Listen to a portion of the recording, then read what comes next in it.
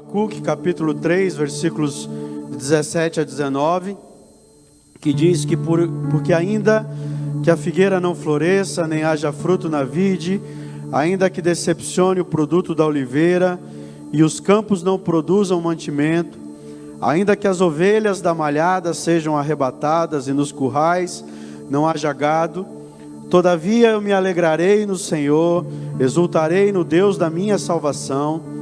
O Senhor Deus é a minha força, e fará os meus pés como os das servas, e me fará andar sobre as minhas alturas. E hoje eu quero ler um outro versículo, que se encontra em Gálatas, no capítulo 5, no versículo 22, que diz: mas o fruto do Espírito é amor, alegria, paz, longanimidade, benignidade, bondade, fidelidade, mansidão, domínio próprio. Contra estas coisas não há lei. Pai, nessa manhã eu quero pedir que o Teu Espírito Santo fale ao nosso coração, e que o Senhor venha ministrar em nós a Tua palavra, em nome do Senhor Jesus. Amém. Quando Paulo está escrevendo aos Gálatas, e ele está colocando aqui duas percepções, duas visões, ou melhor,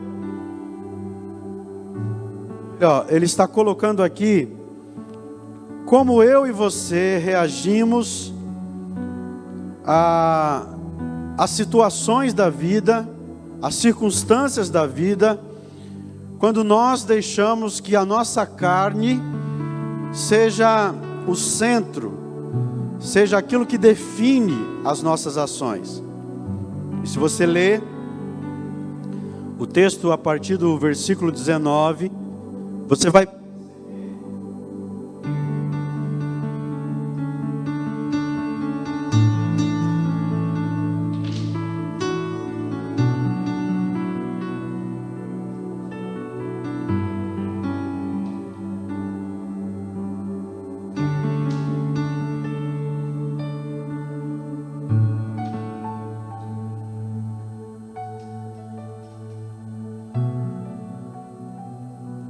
Desculpa que acabou a bateria do... Então você vai perceber que Paulo está definindo algumas coisas que são fruto da nossa carne, que são, na verdade, reações que eu e você temos às circunstâncias e aos desejos da nossa carne. Mas quando Paulo está dizendo, está nos ensinando a respeito de como eu e você devemos andar, de como eu e você devemos caminhar em Cristo Jesus, ele chama essa nova realidade, ele chama esse novo tempo de fruto do Espírito, ou seja, aquilo que é manifestado através do poder do Espírito em nossas vidas. Aquilo que é manifestado através da vida do Espírito Santo dentro de nós.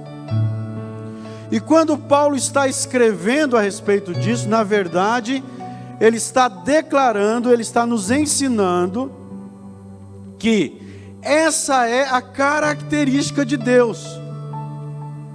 Na verdade, se nós voltarmos lá para o começo, lá para Gênesis, a obra da redenção, ela também veio para que eu e você pudéssemos retornar ao projeto original de Deus. A Bíblia diz que quando Deus fez o homem, Ele fez a sua imagem e a sua semelhança. Quando Jesus veio nos resgatar, quando Jesus veio como o segundo Adão, aquele que venceu todos os pecados, Ele veio restaurar essa imagem. Então, quando nós falamos de alegria, nós falamos daquilo que é a essência de Deus. Então, por que Deus é a fonte da alegria? Porque Deus é alegria. O nosso Deus é o Deus de alegria. E nós precisamos entender que a felicidade de Deus e em Deus é a base da nossa felicidade em Deus. Por que nós podemos viver a alegria do Senhor? Porque a felicidade de Deus é a base da felicidade dele e é a base da nossa felicidade. Por isso que Deus exalta e manifesta alegremente a sua glória. Deus, ele não tem dentro do seu coração, nenhuma razão, nenhum motivo para economizar, né, como diz aqui muito em Curitiba, para ridicar da sua alegria e da sua glória. Deus não tem nenhum problema de manifestar quem Ele é. Deus não se esconde, Deus não tem ideias ou pensamentos escusos, como se Deus fosse um Deus carrancudo, fosse um Deus que não se alegrasse. Às vezes a gente tem essa ideia, né? Deus, aquele barbudão, barba branca,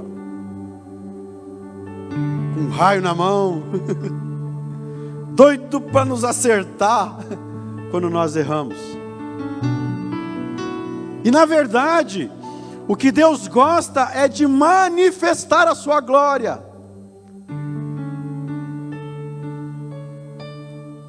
Quando Deus procura o nosso louvor, é porque Ele sabe que quando eu e você buscamos harmonia no prazer de viver para Deus, nós vivemos em harmonia com Deus.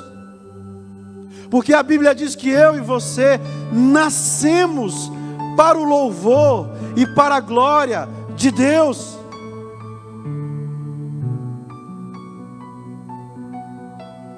Então, quando é que Deus é glorificado?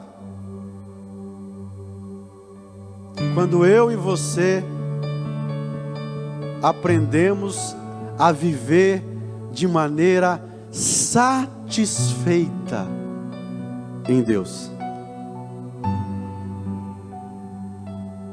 Quando eu e você não aprendemos a viver de maneira satisfeita em Deus, nós vivemos murmurando, reclamando, não conseguimos ver a sua glória, não conseguimos perceber quem Ele é. E quando eu e você estamos obscurecidos pelas nossas paixões, obscurecidos pela nossa maneira de pensar, obscurecidos pela nossa maneira de agir, nós não conseguimos ter prazer na glória de Deus.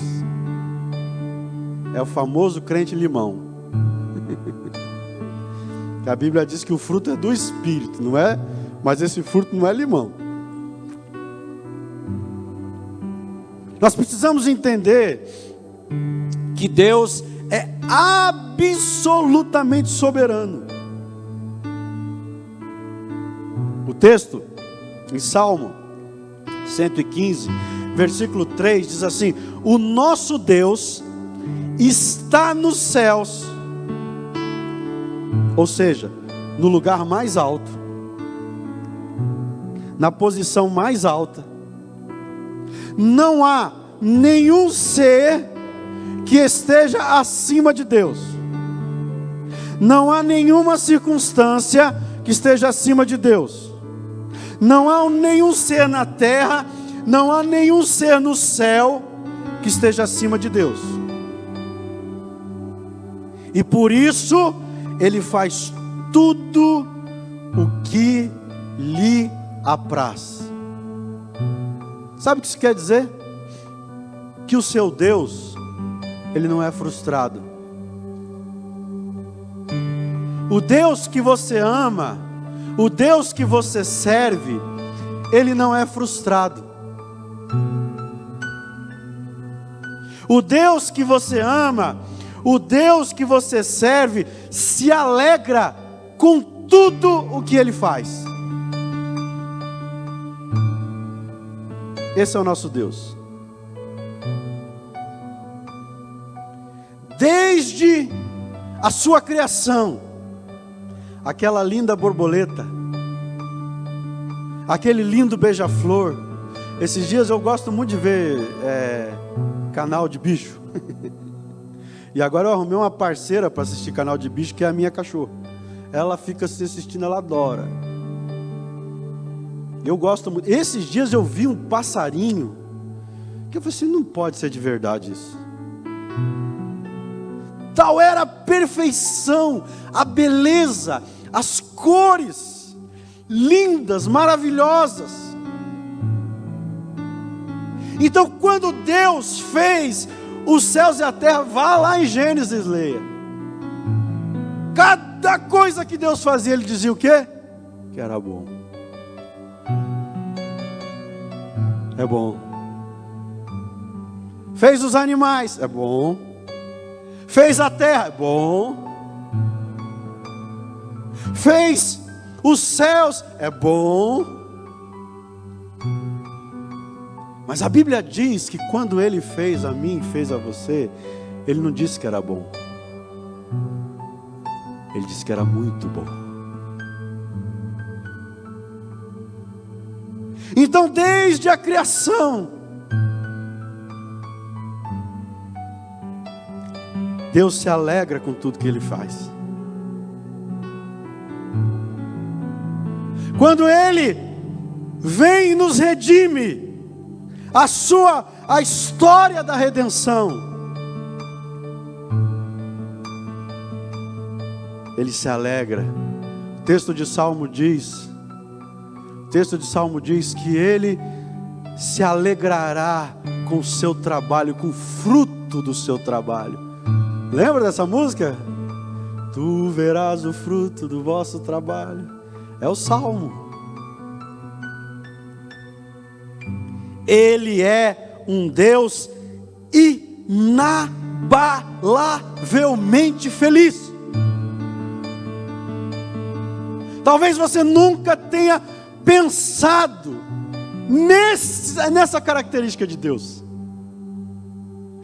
Talvez você só tenha pensado naquele Deus da justiça, que está trazendo maldição, que está trazendo praga.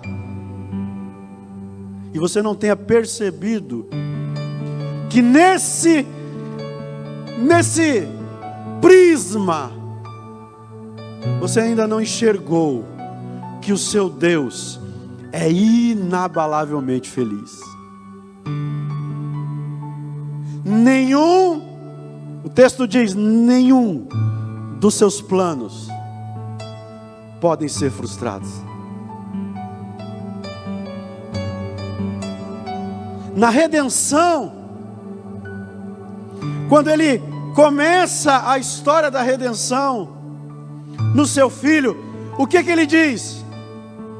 A Bíblia diz que Jesus é batizado, e quando Ele submerge da água, o Espírito Santo vem sobre Jesus numa forma corpórea de pomba.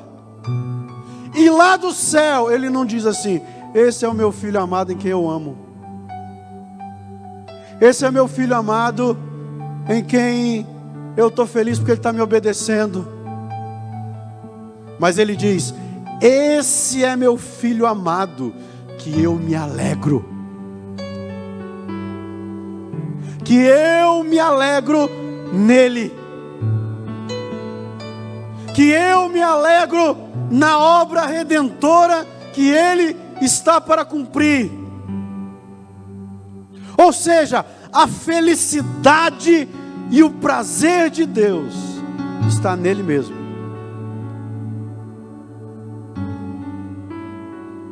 Irmãos, isso é libertador. Antes da criação, Deus já se regozijava na imagem da sua glória, na pessoa do seu Filho.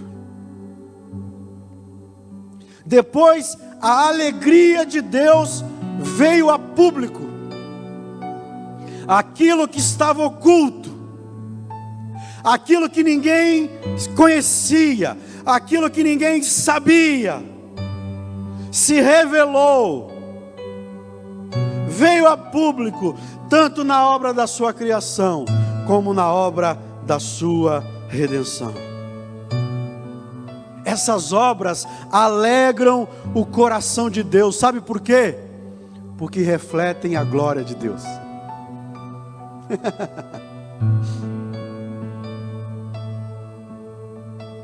Deus faz tudo para preservar e manifestar a sua glória, porque é nisso que a alma dele se alegra, e é isso que produz a nossa alegria. Por isso que todas as obras de Deus terminam os louvores do seu povo. Por que nós cantamos, declaramos, louvamos ao Senhor? Porque na verdade isso é fruto da obra que Ele fez em nós. É por causa do Deus maravilhoso, né? Eu vi aqui, a gente estava aqui ligando as coisas, eu vi que eles estavam compartilhando aqui as viagens. E você viu tal lugar? Você foi em tal praia? Você viu como é bonito? Nada chega perto da minha cidade, tá? Essas praias são tudo fichinha, tá? Mas, né?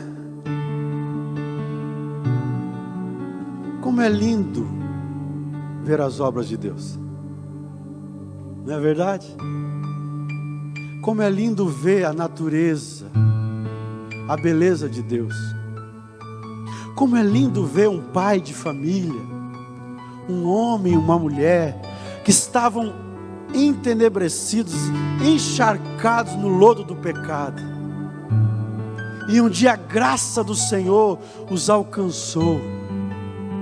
E eles saíram da sua condição de pecadores, ou daqueles que ainda não tinham a salvação para suas vidas, arrependeram-se dos seus pecados e agora são novas criaturas em Cristo Jesus. Isso é a obra de Deus. Por isso que nós dizemos que quando um pecador se arrepende, há festas nos céus. Porque isso é fruto do prazer de Deus manifestar a sua glória. Que coisa linda! Que coisa maravilhosa! E o que nos faz declarar, e o que nos faz cantar, nada vai nos separar. Teu amor não falha.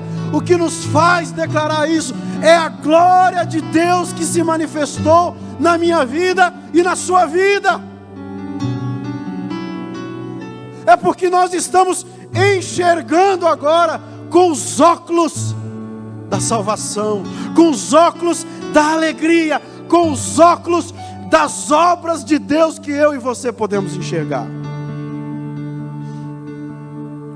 O clímax da sua felicidade é o prazer que tem dos reflexos da sua grandeza, dos louvores dos santos. Esse louvor é a consumação da nossa alegria em Deus. Por isso que o salmista entendeu isso, Davi entendeu isso.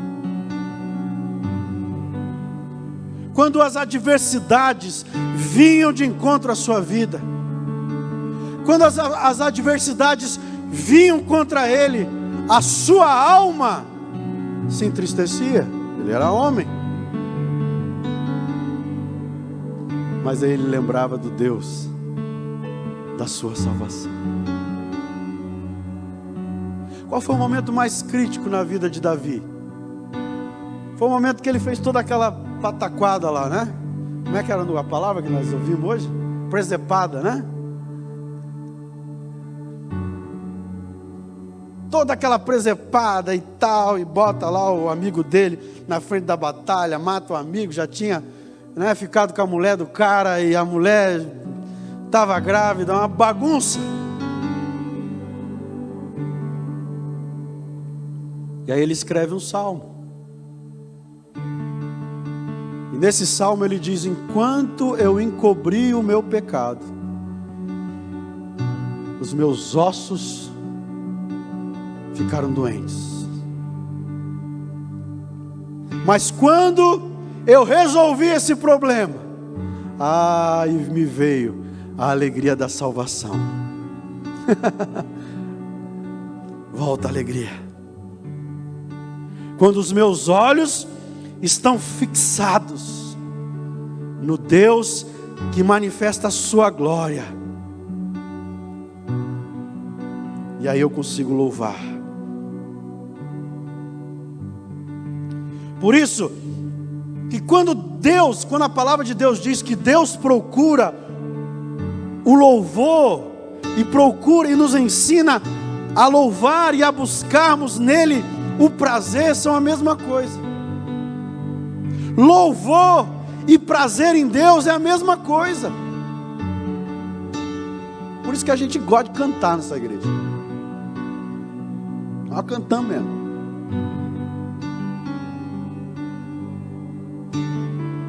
Porque nós estamos declarando as verdades do Senhor nas nossas vidas, mesmo que o nosso coração esteja esmagado pelas circunstâncias.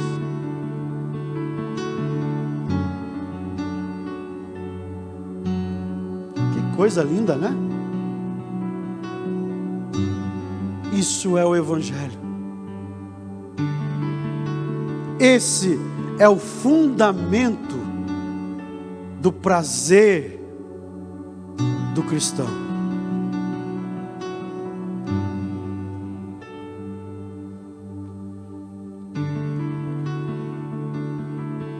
Nós temos que entender, quando nós falamos sobre a busca do prazer, nós estamos trabalhando num campo minado, né?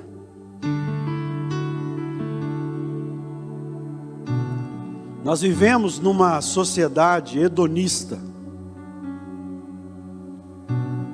uma sociedade onde se busca o prazer pelo próprio prazer. E vivemos numa realidade onde aquilo que me dá prazer é mais importante do que qualquer coisa. Afinal de contas, eu preciso ser feliz.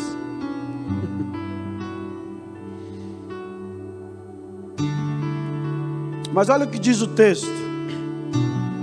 Isaías 43, versículos 6 e 7. Trazei meus filhos de longe e minhas filhas das extremidades da terra, a todos os que são chamados pelo meu nome, e os que criei para a minha glória. Ou seja, Deus nos criou para a sua glória, e a compreensão correta de tudo na vida começa com Deus. Ou seja, eu não consigo entender a razão da minha vida e da minha existência se eu não colocar os meus olhos e a minha mente a partir de Deus para mim, e não a partir de mim para Deus. Ninguém vai entender a necessidade da conversão se não souber por que Deus o criou.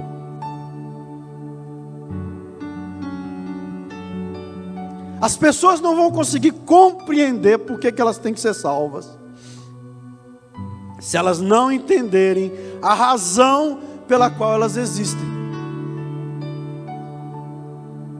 Quantas pessoas acham que nasceram para nada?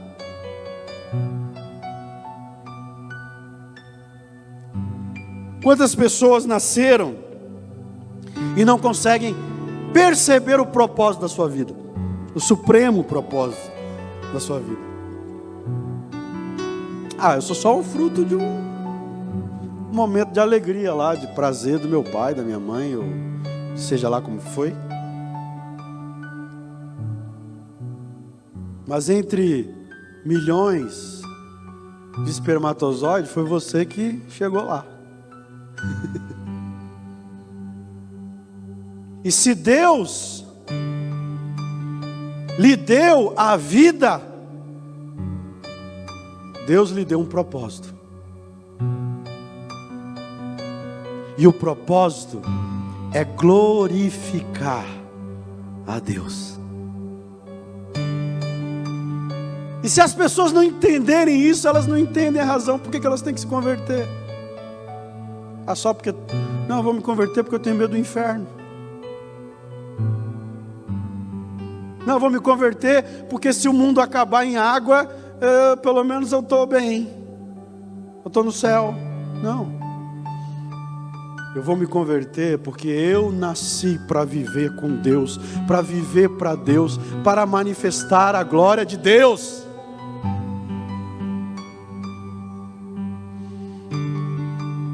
Quando Deus nos criou a sua imagem e semelhança através da redenção em Cristo Jesus, Ele nos criou para difundirmos a sua glória. Por isso que a Bíblia diz que quando nós, igreja, nos reunimos, os anjos ficam aqui olhando. Sabe por quê? Porque eu adorando, você, Patrícia, adorando, Clodoaldo adorando, Felipe adorando, a Monique adorando, o Rodrigo adorando, o Brian adorando, o David adorando, nós manifestamos a glória de Deus. A nossa vida na terra, não tenha medo de entrar em nenhum lugar, porque onde você entra, você manifesta a glória de Deus. Nós fomos feitos para sermos um prisma que refrata, que mostra a luz da glória de Deus em tudo nessa terra. Por isso que Deus diz, quando Ele cria o homem, tudo é bom, mas a Monique é muito bom.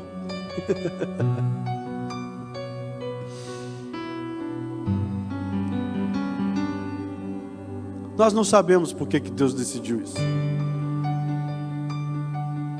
Por que Deus resolveu manifestar e refletir a sua glória através de um serzinho que um micróbio, uma bactéria, um vírus, sei lá que trem é, invisível, entra dentro da gente e a gente fica mais mole do que mariola,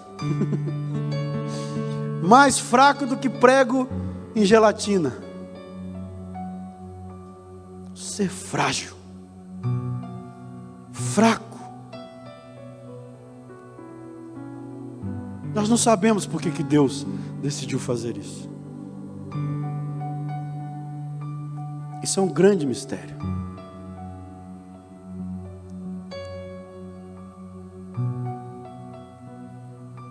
Por isso nós chamamos isso de graça. Por isso nós chamamos isso de misericórdia. Por isso nós chamamos isso de amor. É uma maravilha que não tem como a gente explicar.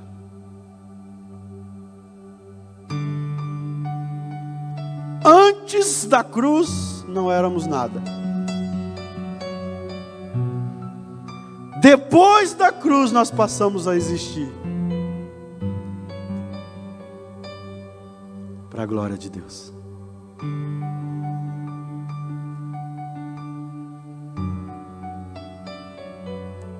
Portanto, é o nosso papel diante disso? Tudo. Viver para a sua glória.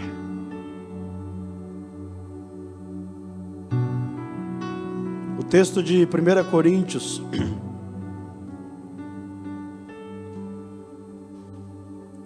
capítulo 10, versículo 31, diz assim: quer comais, quer bebais, ou façais qualquer outra coisa,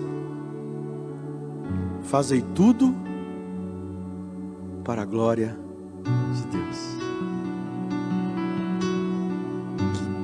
Que palavra maravilhosa.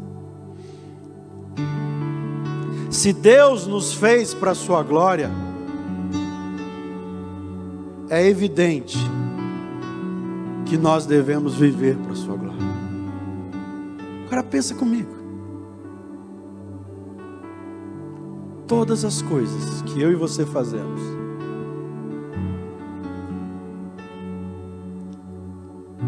nós podemos fazer para a glória de Deus. Não é somente cantar, não é somente vir à igreja, não é somente, é tudo. E a gente precisa entender que o nosso dever, ou seja, aquilo que nos cabe, vem dos propósitos de Deus para nós. O que significa glorificar a Deus? Nós vamos encerrar com isso aqui. Mas o que significa? Aguenta só mais um pouquinho, pastor aí. O que significa glorificar a Deus? Primeiro, não significa torná-lo mais glorioso. Deus não depende da gente para ser glorioso.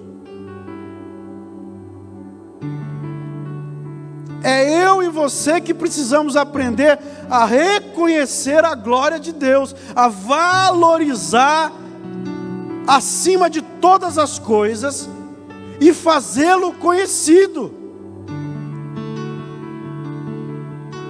Olha o que diz o Salmo 50, 23. Aquele que me traz ofertas de gratidão, esse me honra. Também implica confiança. A Bíblia diz que Abraão, lá em Romanos capítulo 4, versículo 20, Abraão pela fé se fortaleceu dando glórias a Deus. Como é que eu me fortaleço? Dando glória a Deus. Não parece que faz sentido.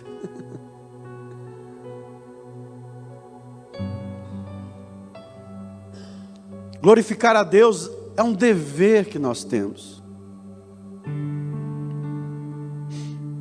Glorificar a Deus não é apenas ouvir a mensagem do Evangelho, mas também dos povos que têm o testemunho da natureza e da sua própria consciência.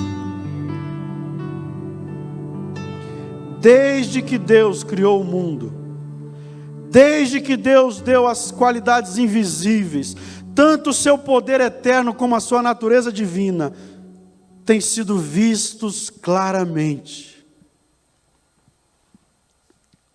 Os seres humanos podem ver tudo isso no que Deus tem feito.